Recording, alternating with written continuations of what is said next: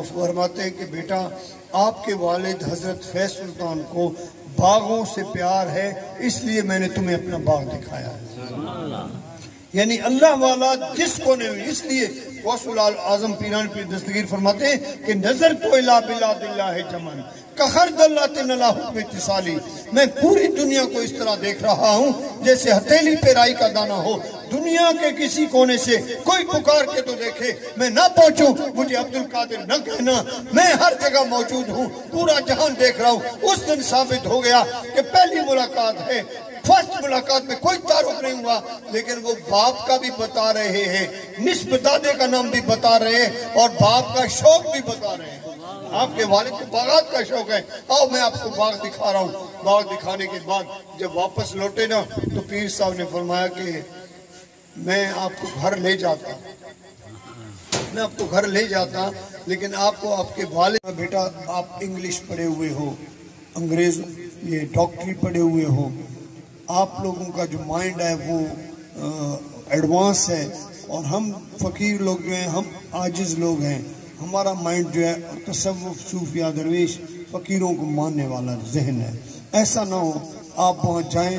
آپ کو میں ایک بات کہتا ہوں، وصیت کرتا ہوں کہ مرشدوں کے گھر نہیں جاتا، کیونکہ وہ لوگ پردہ نہیں کرتے ہیں۔ ایسا نہ ہو کہ بے پردگی میں آ کر تم بے ادب نہ ہو۔ آپ نے فرمایا کہ ٹھیک ہے ابا جی آپ کا حکم ہے، میں نہیں جاؤں گا۔ جب آپ آئے تو شوق تھا غوث پاک کی اولاد کو ملنے کا۔ وہاں کے لوگوں سے پوچھا بھئی پیروں میں سے کوئی آتا ہے؟ کہ ہاں جی ایک پیر ہیں جن کا نام پیر علی حیدر شاہ صاحب ہے، وہ آتے ہیں لیکن جمعہ نماز پڑھاتے ہیں، جمعہ پڑھا کے چلے جاتے ہیں، لیکن آتے بالکل ایگزیکٹ جب تکبیر ہوتی ہے تو اچانک تشریف لے آتے ہیں، جمعہ پڑھا کے فرض پڑھ کے نکل جاتے ہیں۔ خبر لئیو چھٹ کر کے ہو، غوث پاک کو جب بلایا اور جن پیر جنہاں دے میرا باہو کندھی لگ دے کر کے ہو، جیسے آپ نے یہ پکارا اور حضرت فیض سلطان تشریف لے آئے، ڈاکٹر سے کہا ڈاکٹر جی ہن گل سنو، بات سنو، میرا یہ بیٹا تم کہتے ہو کہ اٹھ نہیں سکے گا، یہ بھاگے گا، دوڑے گا، چلے گا، اگر یہ نہ چلا تو میں غوث کا مرید نہیں ہوں۔ ڈاکٹر نے کہا جس دن یہ چلا یا صرف ٹھہر گئے تو اس دن میں آپ کا غلام بن جاؤں گا۔ اب یہ طے ہو گیا۔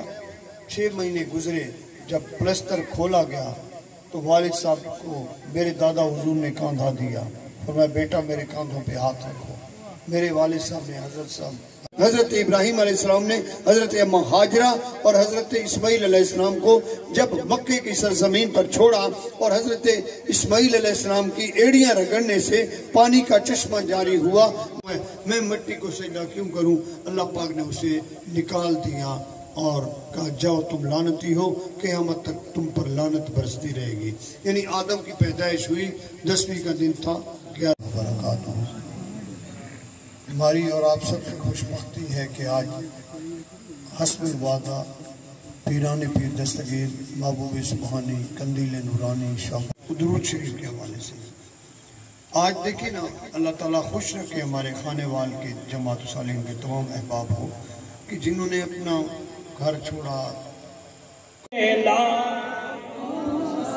اور اللہ کا ذکر کرنا، یہ دونوں کام ایک ایسے ہیں کہ روایت محفل کے لیے آئے ہیں، ان کے لیے ایک خاص نیکی ہے کہ وہ سفر کر کے اس محفل کے لیے آئے۔